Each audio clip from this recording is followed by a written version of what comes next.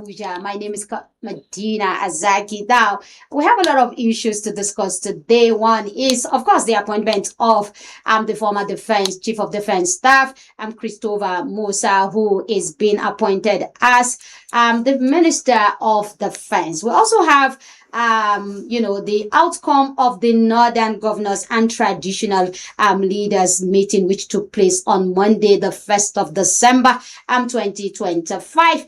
The program will start right here after this time break. Stay with us.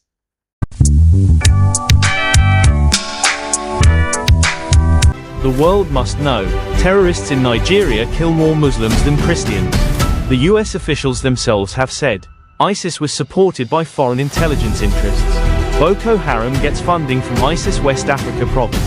Some weapons come from foreign black markets. Smuggling routes are protected by international networks. These are not Nigerian Muslims. These are global terror profiteers. So why blame Nigerian Muslims? Because division makes invasion easier. If foreign strike happens, Nigerians will all suffer, because Christians, Muslims are neighbors. When a bomb drops, does it ask if you are Muslim or Christian before exploring? No, a bomb kills everyone around it. Your real brothers and sisters are Nigerians, not foreigners. Don't stay silent, Christians. Don't let lies define you, Muslims. Speak with facts, not anger. We need a peaceful online protest. Say this everywhere. Hashtag stop using religion to invade Nigeria. Hashtag #8 United Nigeria speaks. Hashtag no bomb can save us. Comment on every platform. Protect Nigeria, don't attack Nigeria. And what we want from China, Russia and the rest of the world. A statement opposing US military threats. Support for Nigeria's sovereignty. Respect for African borders. China and Russia opposed interference before. Now is the time to speak again. Terrorists kill Nigerians. Bombs kill Nigerians. But lies will destroy Nigeria. America is not coming to save us. America is coming to divide us. Because Muslims plus Christians equals Nigerians. United we stand. Divided we lose everything. Speak up now. Let the world hear your voice. Drop your stance in the comments. Like, follow and share for more updates.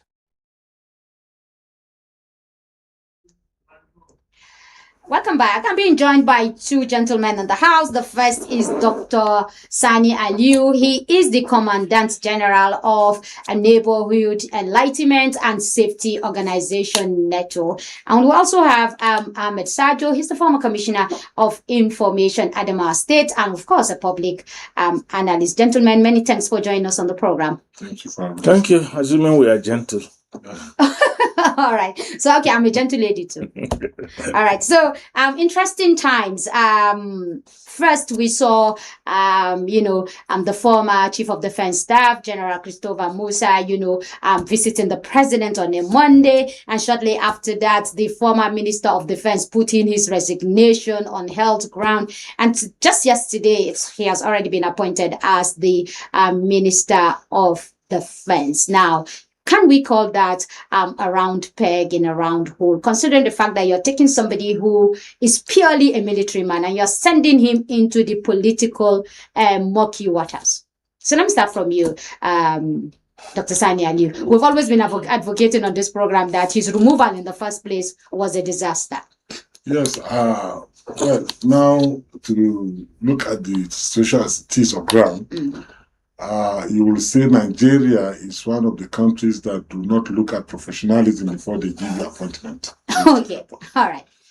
Actually, if you go to United States of America or any of the Western world, before you give somebody Minister of Defense, it must be very good in defense, experience in defense, in security, and other so related areas of security. You do not carry somebody that has nothing to do with security, that doesn't know anything about defense, about this country, about anything, and just come and give him defense minister, because it's a very strategic position. The life of the country is in the hands of defense. So for the new appointment now, or the new nominee now in General Musa, he could call it, as you said, a round hole in a round peg or something. Yeah, it's a very good appointment for one reason, for one or two, three reasons. He was at the apex of his career as a general, 4-star general, and Chief of Defense Staff. So he's very he is very knowledgeable about what is happening in the area of defense. He was a field person as a theater commandant in the Northeast. So if you want to marry his experience together, he is there is no any other person that is more qualified to be Minister of Defense as it is now than General Musa. So I give that to Tinubu. Of course, it's a very strategic appointment, even given to what happened that precedes his retirement. The hosting of no, Africa, isn't it okay, so let me allow you to land before I jump in and the hosting of African Chief of Defense Staff for the first time of its kind in Nigeria. That right has always been given to America. America is the only country in the world that organized Chief of Defense Staff global meeting. Now Nigeria has taken the lead too through General Musa vision. Anchored such a conference, went successful. At the end of the day, they came up with a solution to countering terrorism by proposing to create what is called African Counterterrorism Brigade. So this, given to what the experience and his moves and vision, you will say he's the right person for the position now. All right. I'm a sergeant. Let me have your thought. Well, his appointment before we go into the main issue. But a man who was allegedly removed for who was removed for the alleged coup, as some quarters will speculate. No. I think he was not removed because of that alleged coup. I think the president wanted to rejig his security architecture, and very convenient, isn't it? Yeah, and naturally he has a right as commander-in-chief to move his troops the way he wants them to operate. And General Musa had paid his dues, and of course, naturally, when you are moving the troops somehow, you may just move the top hierarchy so that the ones at below can also move higher and higher, and so many other people. You remember when the late President Buhari allowed his own people to last longer than necessary. There were agitations all over the country. So, in effect, what the president did was to rejig his security system, which was his prerogative.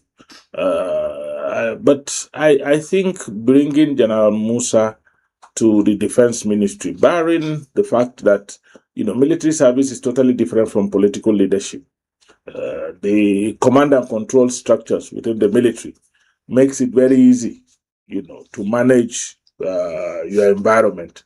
Now there are going to be political decisions that would sometimes override even purely tactical or strategic decisions of troop movements and things, and security considerations and all of that. So we wait and see. But of course, naturally, General Musa, in charge of defense architecture, is a round peg in a round hole, square peg in a square hole. That's okay. But there's a pattern that I'm beginning to feel sad about. Ajuri left government on health grounds. Ganduje left party chairmanship on health grounds. Now Badaru is living on health grounds. I think it doesn't speak well of us. People don't have to give reason for leaving government, for crying out loud.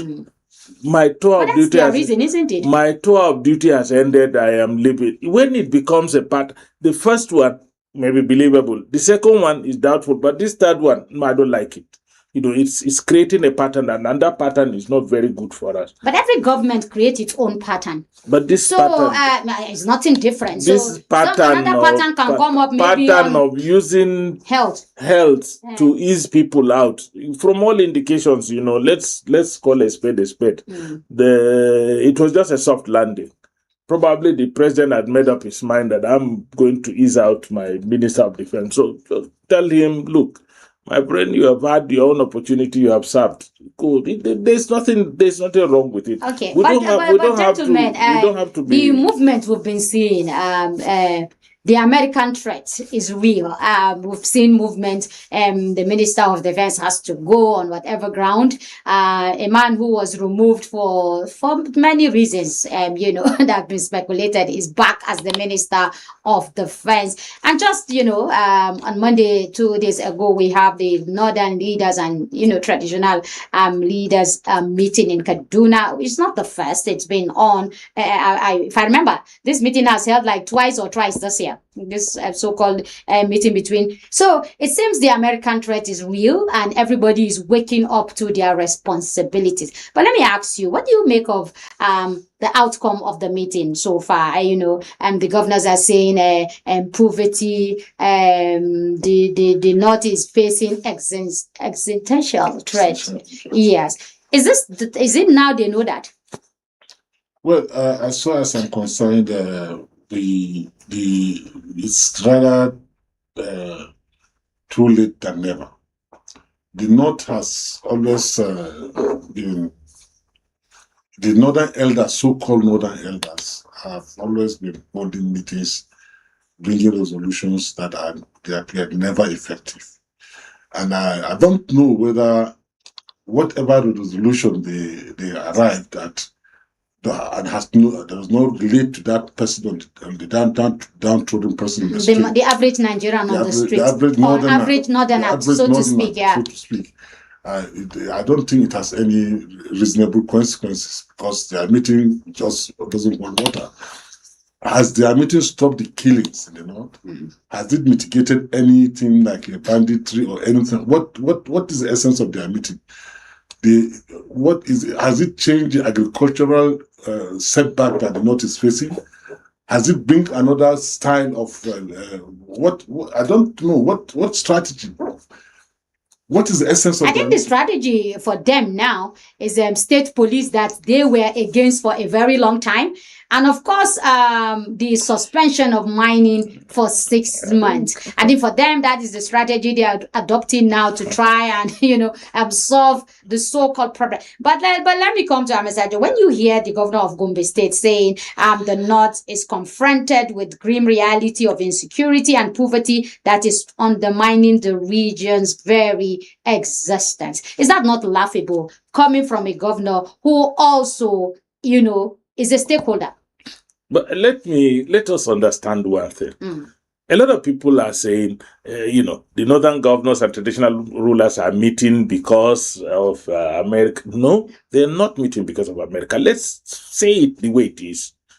The Southwest governors were the first to meet with the traditional rulers and come up with a blueprint for their own security. No, but the reason why this meeting is coming up, the reason why the meeting is coming up is because there's a threat somewhere. If it has not come within this period, we wouldn't have attributed it to the threat. No, wait.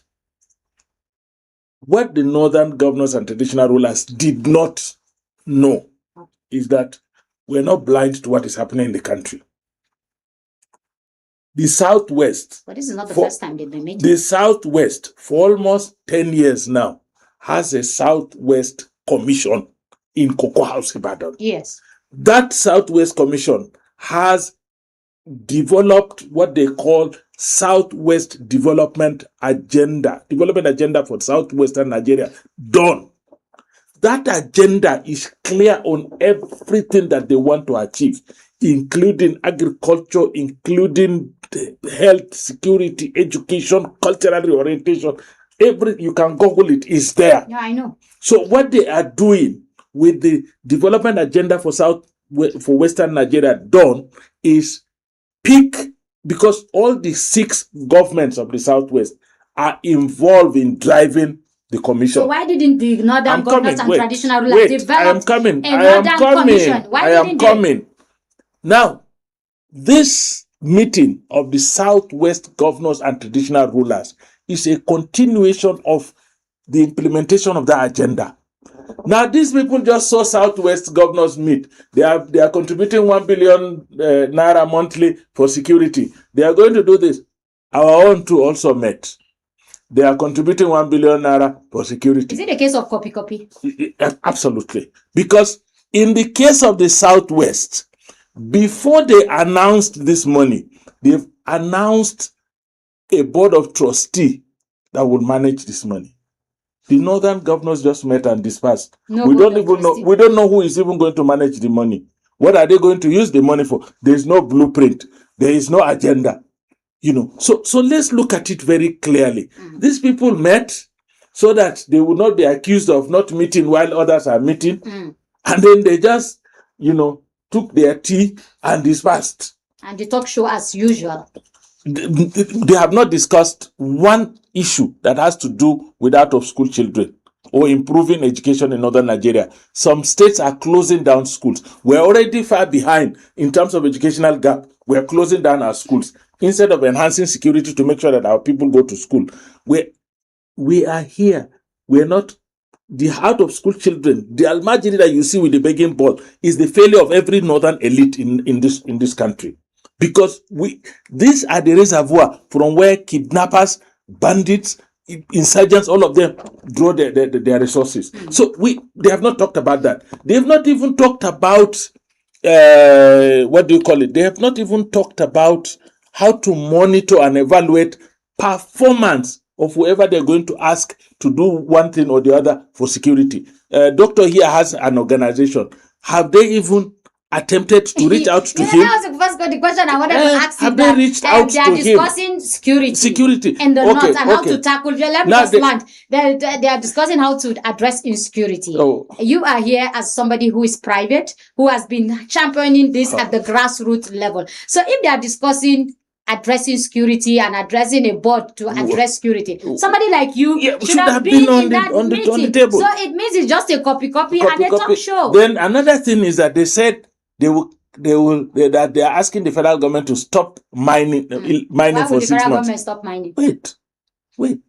When a list of pardoned convicts was released, about 34 were convicted for illegal mining. Out of that list. And that 34, it came with a caveat that one senator had stood surety for them. That's why they've been pardoned. One senator stood for 34? Yes. Who is the senator? The name is there. Just tell us for those of us who didn't No. Just check the release from the presidency. You see the name of the senator who suretyed illegal miners, meaning, illegal mining in this country is backed by very powerful forces. Who spoke about those powerful forces? You see, it's time we call a spade a spade. The people that are operating illegal mining in Nigeria, we all know that the people in the authority.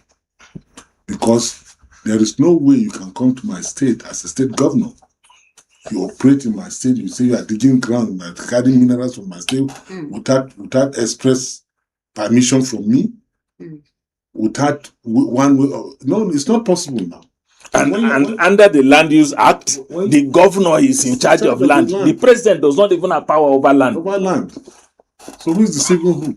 But if we say this not so-called northern, governors and leaders. Don't call them so-called. They are our governors. They are our traditional rulers. We give them that respect. Okay. That's what. So what if we say our governors, our present governors, yes, and traditional rulers, yes, the traditional rulers are also helpless because some of them are also facing their own backlash at home. Of course, naturally. Yes, because one, they don't have the resources. Two, they don't even have the constitutional power to do anything. The only time they are made important is when they invite them for meetings like this, and when they want to have their input, they make their input, and that is the end. And they don't even have stability of tenure. The governor can wake up and say, I'm saying that they are having their own. Yes, because they have no any constitutional protection. Yes. No constitutional responsibility. No constitutional responsibility. So you only call them for meeting, you get their input, and that is the end of the story.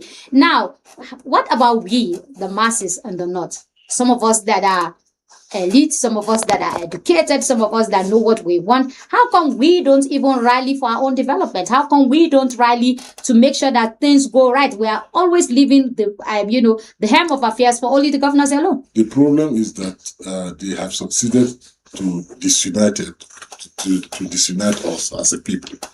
First, they went through tribe. Now they realize that Nigerians are like opium takers. We are very compassionate in terms of our religion. So they divide us along that line again. So if we are having problem in Kaduna State now, and I come to approach from northern Kaduna Zaria, and I come to approach a southern Kaduna Christian, that let's put our head together and fight this problem that the state is having. Let's talk to the government. Let's talk to the authority. First, you will look at who is the governor. What is his tribe? What is his religion? If he understood as a Muslim and he sees me a Muslim, he say, now, go and eat yourself up. He become completely withdrawn.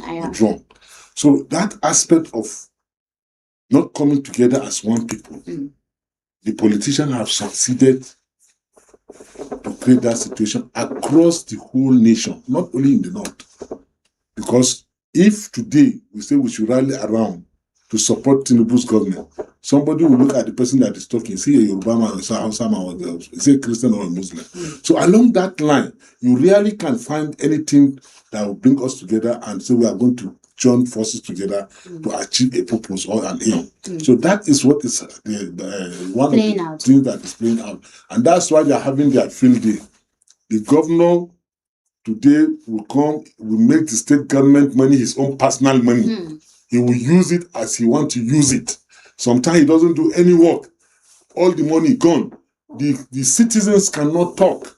Nobody can come out and protest. Nobody can ask questions. Ask the governor, come and give us, what did you do with our money? Nobody. And if the governor do simple road, we start thanking her if it's his money that is as if he has done us some kind of. And then the whole media will be invited like us to come and cover and promote. So it is now let's hear what Ayaya said. He said that history would not judge the current crop of leaders by the infrastructure they built, but by their ability to secure the region for the next generation. Is there a next generation as far as northern Nigeria is concerned? No, there is. What kind of generation? There is. What kind of generation? A generation that may even be better than us. Let me tell you. Are you optimistic? Yeah, I'm very optimistic. But let me also put certain. Are you optimistic? Yeah, I'm very optimistic. But let me also put certain things in context. No matter your concern for Nigerians, for citizens to improve, wallahi, you cannot achieve 1/10 of what somebody with political power can achieve. You need some leverage in terms of the power equation to make a difference. And this is where we have failed. Leaders who can take power as a trust and use it to make a difference. And I give you an example. It was very simple for me. The government just gave me a position that when I was a commissioner, because I was a member of the Security Council, I was made in charge of what we called then Durable Solutions Committee. And the essence of the Durable Solutions was that, look, we had 26 IDP camps with nearly 1 million people in it, and we didn't know how to manage it. And I was told, look, go and let's see what we can do. In 4 years, I have closed down 22 IDP camps, living for, and I had less than 30,000 people from almost 1 million. Because I had political power in my hands, and I could take certain actions. And those actions, we don't have political powers. When you have political power and you add to that political power the political will to do right, you can achieve greatly.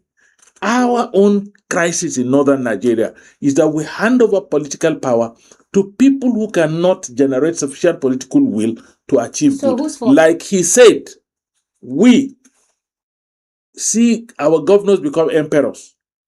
Nobody says, We see our legislators become absentee citizens of our locations. They only come if they want something, but they just disappear. Nobody calls them to order.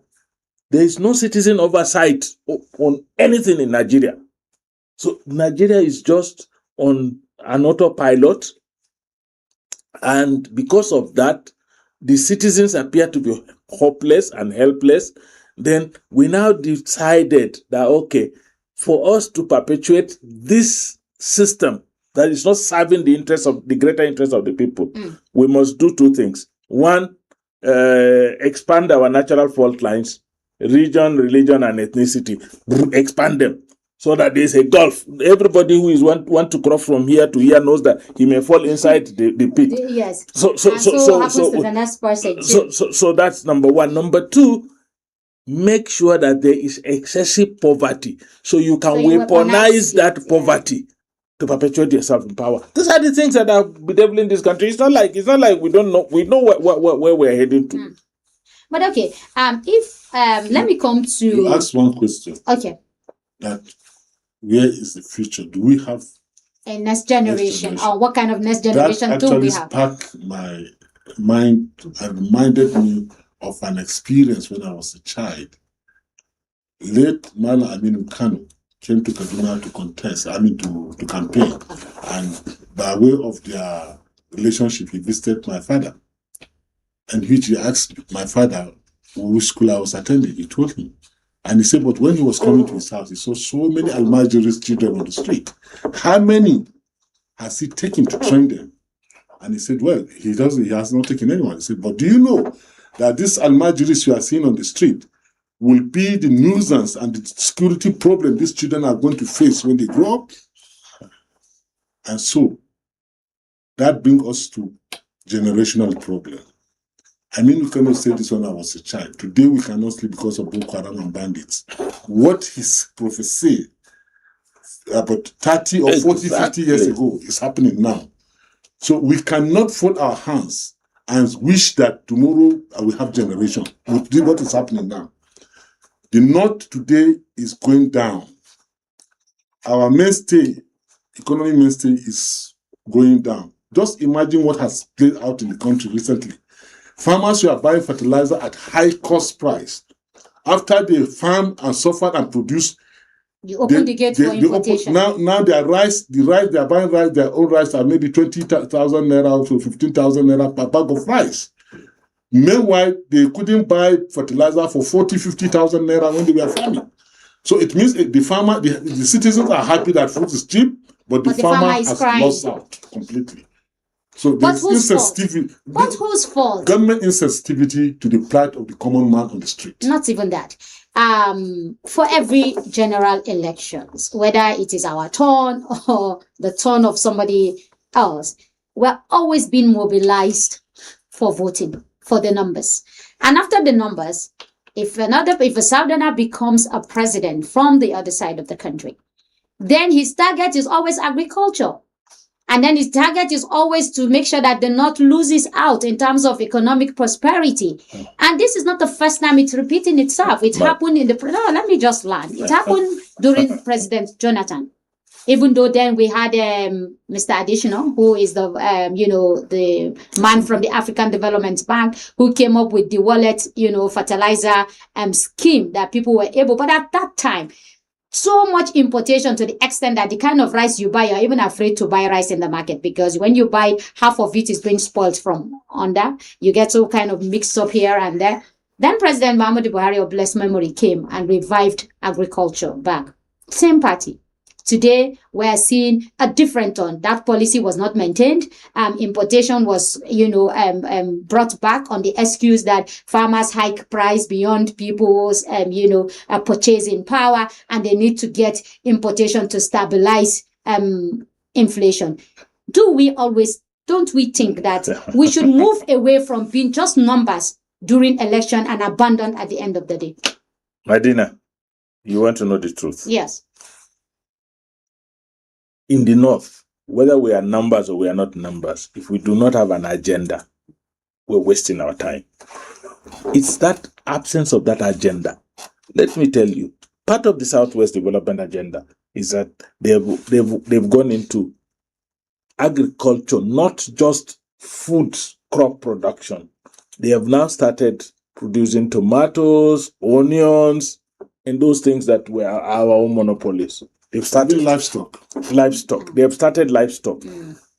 Cross River now has a big farm where they have experimented with green houses, and they are now producing their tomatoes, peppers, and onions. Do you know what happened to that?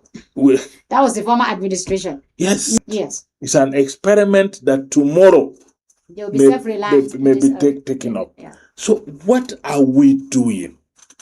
So we have whose not fault solved. that we don't We have have an not agenda? solved one problem. Just the Almajiri problem has been impossible But why for is us it to so, solve. gentlemen? Let me ask you, for those of you who grew up seeing Almajiri and then coming to our own generation, Yes. why is it so difficult to address this Almajiri problem? Why is it so difficult? It's not difficult, but let me hear his views. Yes. Why is it so difficult to address this Almajiri problem? Why? And the numbers keep increasing. You know the problem we are having. We refuse to go by our holy book. Love your neighbor as you love yourself. Or more than the way Islam said, love your neighbor more than you love yourself. Okay. Not even equal. Because at the time, the disciples of Prophet Muhammad sallallahu alaihi wasallam were almost believing that a neighbor can inherit a neighbor. So that is the essence. But today, I don't care about his family. I don't care about those. In fact, it pains me a lot when people complain about Boko Haram and how they slaughter. When these children we are growing, they will come with their plate to your car with your children. You give your children snacks in the car eating. They come to beg for you to give them something. And you just chase them away. Yes. These children grow up in rejection on the street, inside the rain, inside the sun. To be merciful on you or to think about you when they come to you. They will be brute to you too. So you see, this absence of that apathy, that empathy is the problem. We do not know. But doctor, and let me jump in here. Why would you give birth to children? You cannot. I'm a poor farmer. And then I marry 4 wives. Today, climate change, government policy, every other thing is not even giving me enough to even feed myself, my wife, and 2 children. And then I have 4 wives, 30 children. These are the realities on ground. Why didn't we focus on that to say, look, you marry who you should give birth to people you can take care of. Government, no. Instead, sorry, sir. Instead, once they say increase in salary, you will see messenger adding wife. Once they say increase in salary, the first thing he thinks is adding wife. Medina, the truth about it is that he talked about community. Yes. We've lost that sense of community. Yes. It's no longer We've lost sense of parenting. Every child you see on the street has a parent. I'm willing. I have taken a number of orphans. I've trained a number of orphans. I'm willing to take orphans. But somebody has a father. And the father is there. The father has a responsibility. The father has abandoned his own responsibility. If we do not return back to parenting, let me tell you, there's a law in Ekiti State, for example, that I know. If they find a child on the street during school hours, they take the father to court. Fantastic. That's how they were able to manage their system. Fantastic. So in our own case, you are telling me to come and train your children. You give birth to I have a story to share with you. Let me tell you. Okay. When I was working in the university, I had a driver. That driver had 2 wives and about 13 children. And you have only 1 wife? I have 1 wife and 4 children. Okay. So he was driving me, and anytime we travel, I travel a lot. Anytime we travel, on our way back, I'll buy yams, rice, bread, foodstuffs, and then share it into 2. He would take to his house a little. So one day he became too comfortable. And when we go, he doesn't touch his allowance. I pay for his accommodation, I pay for his food. So he felt that he was getting more money. So one day he carried an invitation card. He was adding a 3rd wife. Okay. I brought it and gave me. The comfort is becoming too much. I just walked up to the registrar and told the registrar,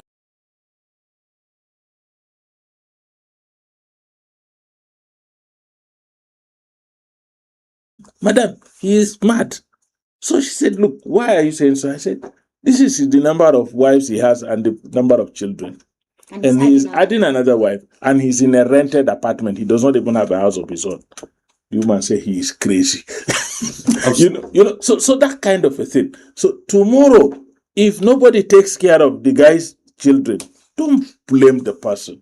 Just because you can give birth to children. But shouldn't that be the kind of agenda that you talked about? We should have an agenda that says every child. Look, the concept of Al-Majiri itself, I have questioned it.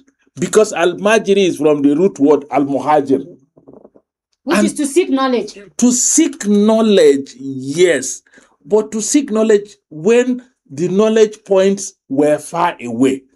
Today, there is no village in this country where you will not get sufficient resources to train a child. Why does he have to Muhajir? And go to somewhere else. But shouldn't we also... That is where laws will be effective. Yes. Because we have seen this problem. And how do we mitigate the problem? Then that is when the northern governors. Yeah. But sir, the northern governors. Let me jump in here. The northern governors will not come up with that law because they use these children for election.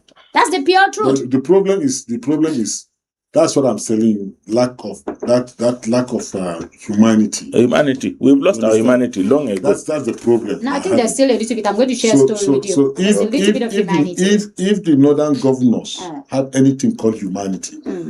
That meeting they held with the traditional rulers, they will have talked about this problem because you have to go to the root cause of the problem to start getting it done. Because you cannot just come and have somebody's having cancer, already very cancerous, and you say you want to just clean the surface. Meanwhile, you have not gone deep to the deep. And they tell you to cut down a tree, and you go there and remove the leaves. Let me just share an experience with you. There's a famous journalist from Ibadan. He's been reporting since 1973. He came up with a blueprint, and he said, this, you know him very well, Mr. Femi Abbas.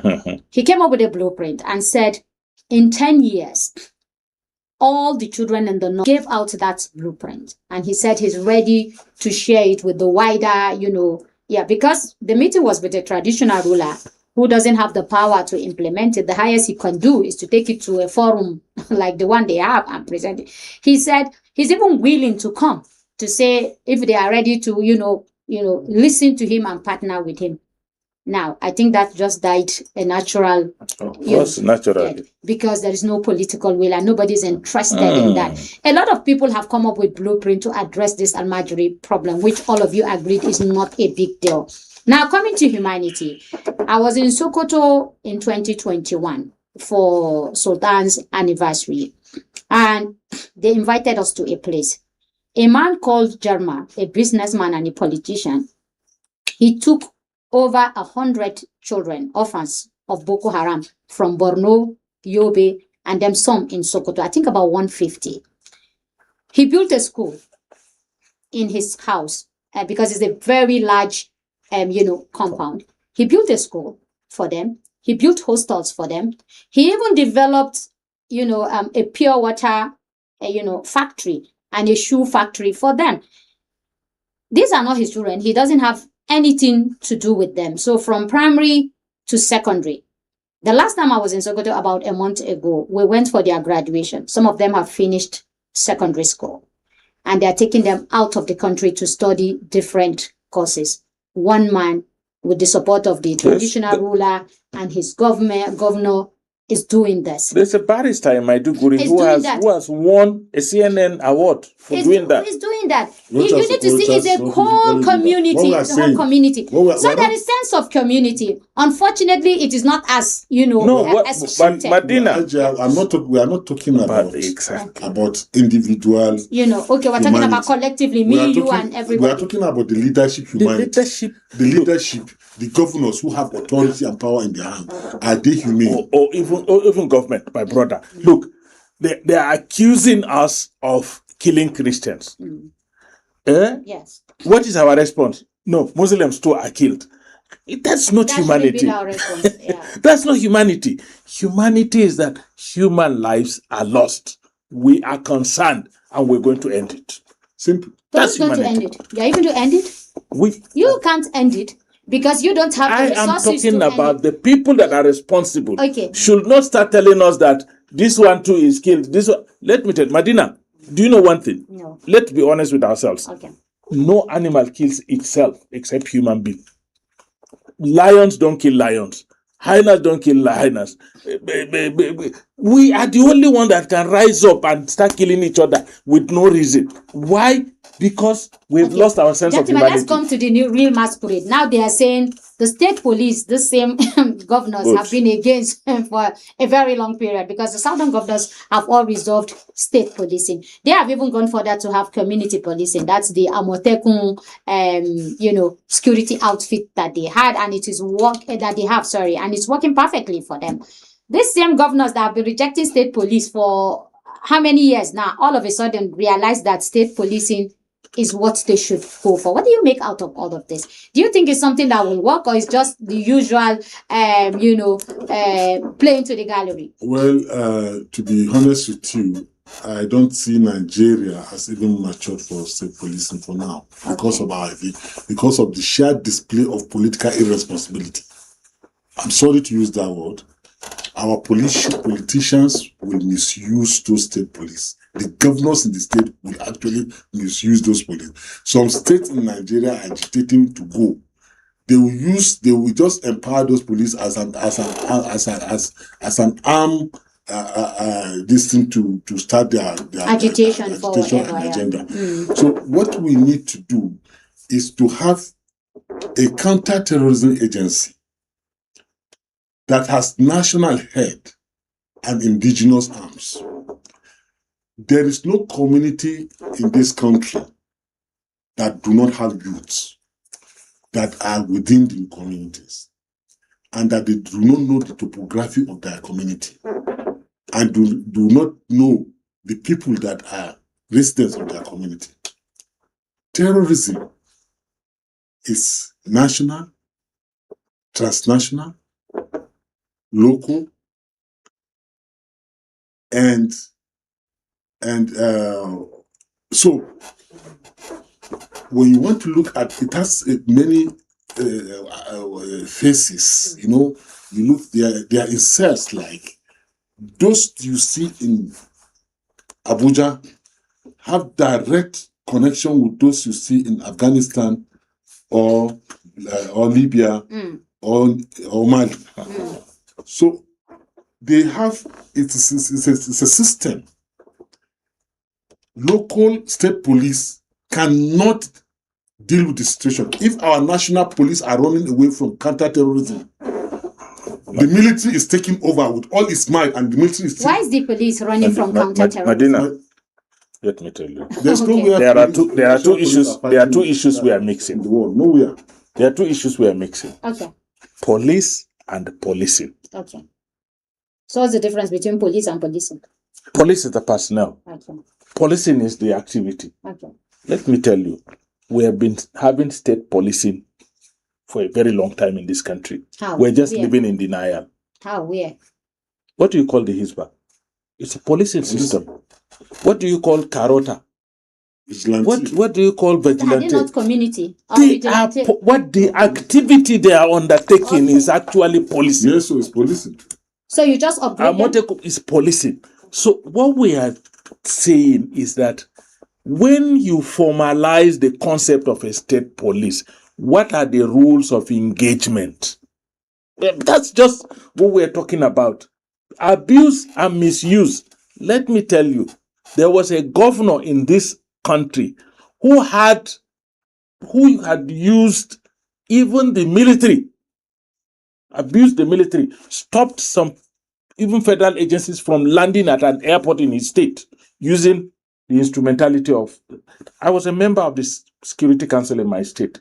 I know the relationship between the governors and the security agencies. If you really want to abuse, you can abuse at any level, no matter what leverage of power you are given. We are in a country that is so transactional that if you have money, if you can dispense money, you can have anything you want in this country. So we should not, what we're looking for, and I will tell you, sir, with due respect, I am a victim of insurgency. I'm from Mubi. My hometown was sacked, taken over by Boko Haram. The name changed to Madinatul Islam. It's not only you. Even my own local government went away. We're just lucky to be back now. We know. In Maiduguri, it wasn't the military that started recovering Maiduguri for us. No, it's the civilian GTF. It's civilian GTF. Among the people that it's young people that are there. What we are saying is that there are so many ungoverned spaces in this country. There are communities you go, even for simple dispute, there is no police station for them to take their simple dispute. So if we are strangulated by a limited capacity of a national police, for crying out loud, we can have a state police that should complement the national police so that all the ungoverned spaces that we have should be occupied by people within the security architecture, even if their job is simply early warning, early response. This is where we have a problem. I remember when we wanted to set up an architecture to recover our state, in Adamawa state, what we did was to establish a state situation room. And then we now harvested about, we had 8 graded traditional rulers, 718 district heads, 8,300 and something Dagachi and Mayanguas. We harvested them, put them on an allowance, provided them phones, and then gave them, numbers of the situation room they could call. And that was giving us early warning, early response mechanism. Okay. And we were able to clear and secure our states. Until we left, the attacks were minimal. The response were swift. This is the thing. So even if you are going to establish state police so that they can have outlets in all our communities and they can use those outlets just even for early warning and early response, we need it. Okay. Because so are you saying we could just upgrade the ones that we have to be state police rather than start looking for new people? Just develop a mechanism. Mechanism to exactly. But gentlemen, we've been talking about this problem and solution and for democracy 25 years or 26 years now, especially in the North, nothing has changed. Shouldn't we be advocating for regionalism? Because the other regions are already fed up with us. They are fed up with our inability to develop, to educate our children, and they see us as dragging the country backwards. And because of our attitude of you must do for me, you must take care of me. This liability, just fatalism. Fatalism that you must do for me. Aside from that, this you owe me kind of and then sense of entitlement. Entitlement. Thank you for that word. Sense of entitlement. Shouldn't we begin to advocate? Because other regions are advocating for regionalism so that they can develop at their own pace. Shouldn't we, as we move to the next election, advocate for regionalism? Maybe that way we'll be able to wake up and do the needful. I don't see meetings that traditional rulers attend now and then. You have fantastic security guys in that. You have the Sultan of Sokoto, who is a brigadier general. You have Esunupe, who is a general. You have the one from Gwandu, His Royal Highness, who is also a retired major general, and so many of them in that meeting. And I'm sure they give fantastic ideas, strategy, how to follow it. But nobody implements it at the end of the day. So if we go back to regionalism, maybe we'll wake up and stop dragging this country backward. And this sense of entitlement will disappear. Well, as far as I'm concerned, that was the original foundation of this country. Yeah. This country. And the military, of course, bring unitary government to Major General, late Major General Abu Rossi. So, most of these changes, you don't really get it done during civilian government because of so many bottlenecks involved, and that's why it's going to be very, very difficult because you need the National Assembly to see it, the State Assembly to see it, and all those. And before you know it, the 4 years tenure of the government has expired. Nothing has been achieved. Money has been so spent, so much money for every meeting. They spend a lot of money. But it can be fast tracked if you have a government. Doctor, doctor, we can do it if we want to. Yes. And I will tell you why. For how many years now? We are running 6 illegal entities that do not exist anywhere in our laws. What do you mean by 6 legal? The geopolitical zones. Okay, they don't exist in They don't exist anywhere in the law, but we are running them. Now we are even establishing laws to give them development commissions. Yeah. But they don't exist in our constitution. They don't exist in our laws. So if we really want to do this regionalism, but the problem we are going to, or the challenge we are going to face, and I tell you this in all sense, with all sense of honesty, there are regions in these 6 geopolitical entities that we have created. There are regions that are homogeneous. One tribe, one group of people, it's very easy for them to couple themselves together and say, look, we want a region for ourselves. Because the basis is that they already have a basis for unity. But most of us in the other geopolitical zones are made up of diverse groups of people that have been forced into believing that, they shouldn't even trust each other.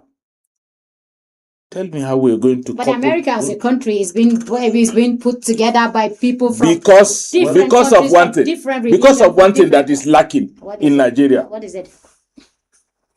Equity, fairness, and justice. Yeah, but we can establish that. It's not a big deal to establish that. It is. Even this one you just mentioned now, the so-called, the most perceived 6 geopolitical zones was created by the military, not the politician. I still insist. Now, for how many? For this, we are talking about 25 years or so of democracy in Nigeria. Have they been able to create additional one state? No. Have they been able to create additional one local government? No. Haven't there been so many meetings concerning creation of state and creation of local government? Resources have just been going there. Nothing will come out of it. I'm telling you, it's just a waste of time. If we want to think on how to get the North together, we don't necessarily have to go to become region. The West does not need that to progress. All we need is service to our people, commitment to the land, patriotism.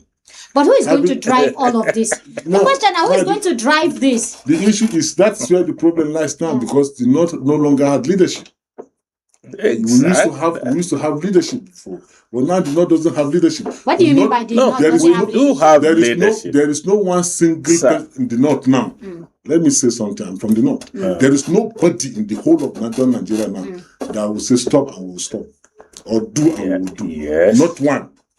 Why? That is how. I think the truth is that we have leadership, but our leadership recruitment template is poor. So people have lost confidence. Because you don't elect leaders that have capacity. You don't elect leaders that have an agenda. You don't have leaders that are very serious. You elect leaders simply because the entire political system is transactional. So the person with the deepest pocket becomes the leader. And when isn't it because we've also become transactional as a people? Yeah, we have. So if a very talented person, somebody with respect, he doesn't have money, and he stands up to say, look, do this, do that, we look at him and say, how much is this one even going to give us? He's just here wasting our time. So isn't it back to us to say, look, we have to forget this transactional attitude. That's why I said this sense of entitlement. That's what we do, Madina. Seriously. That's what I'm saying. That's why I keep saying. Yes, you said there is no until we go back to our drawing board to start from the basics. Exactly. We cannot just come out of the blues and say we want to get this thing done. We have to.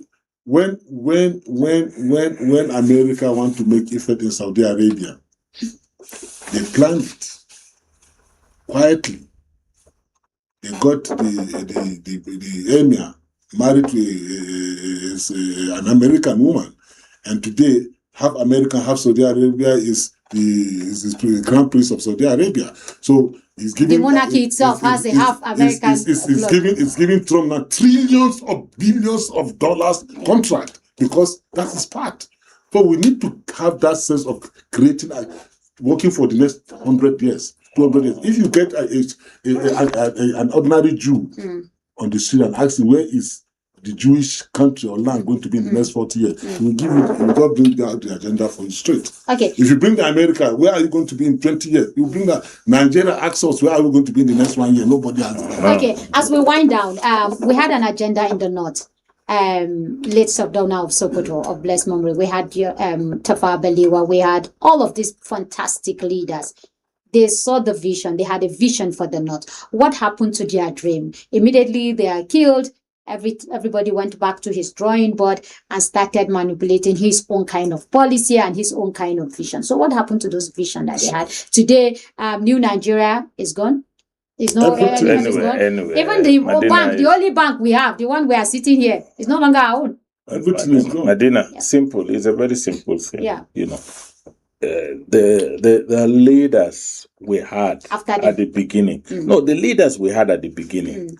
They were neither selfish, nor self-centered, nor greedy. And so they lived a life, you know, that was actually very frugal and that it was service-driven. Now we have a leadership presently, not just in northern Nigeria, but in the entire country, but no, the north has a higher percentage of that is extremely greedy. And let me tell you, in every resource system in the world, anywhere in the world, there is always enough for the needs of the people, but there can never be enough for the greed of the leadership. So what happened to the religious organizations that we have? Are they not supposed to be preaching? They all became transactional.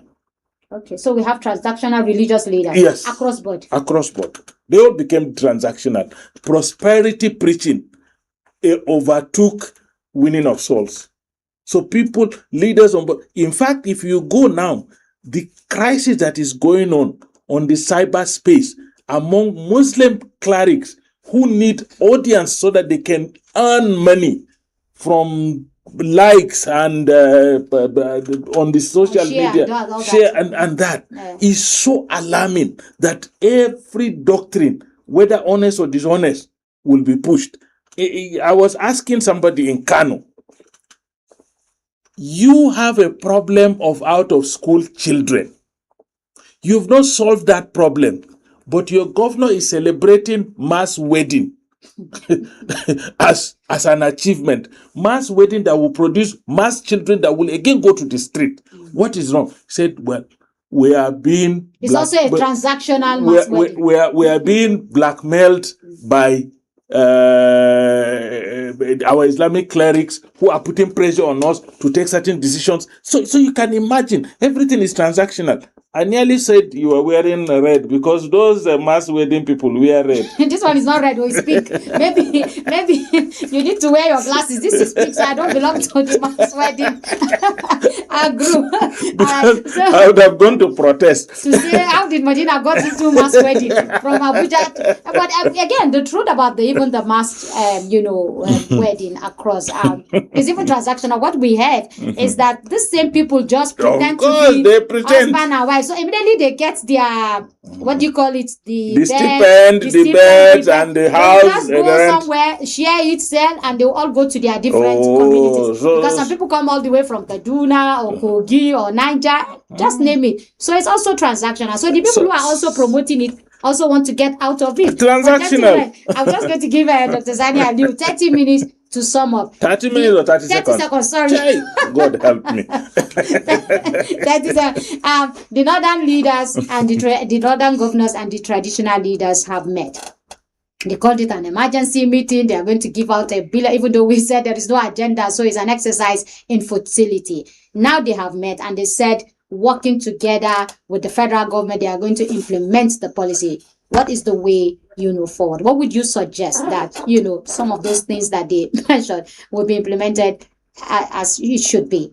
I 30 think, seconds, sir. I think they need to go back to their various homes and think out the way forward and come up with it as a group again with a clear agenda of where the North is going to be in the next few years to come, and how to stop this madness that is called insecurity in the North. I think they should go back to the drawing board and then be sincere and fear God that they will die. All of us will die and be accountable in our graves of our actions and activities. The fear of God has gone with the transactional attitude that we have. So where do we bring the fear of God back? How do we bring it back? We must bring it back somehow. There are still good people in this country. There are still good people in northern Nigeria. There are still good clerics, and there are still good followers of the religions. All we need to do is to continue to, to promote values that are very good for us as a people. Let everybody use his little space. You have your own space here. You use it. I have my space. He has his space. Let's do the best we can do. And I hope that eventually we will develop a critical mass of people that will change this country and northern Nigeria for the better. All right, gentlemen, such a very beautiful conversation this morning. I'd like to thank you very much, all of you, for your time. Dr. Sani Aliyu, Commandant General, NESO, which is, Neighborhood Enlightenment and Safety Organization, and also a counter-terrorism. So I'm sure next time when the northern governors are having their meeting, they should look for somebody like you to come and educate them the more. And of course, my big brother here, Ahmed Sajo, who is a former commissioner of information. He also doubles as a security expert when he was the commissioner at that time. Thank you, gentlemen, for your time. Thank you. All right. And that's the show. See you again next time. From me, Medina Zaki, and the whole team here, it's bye for now.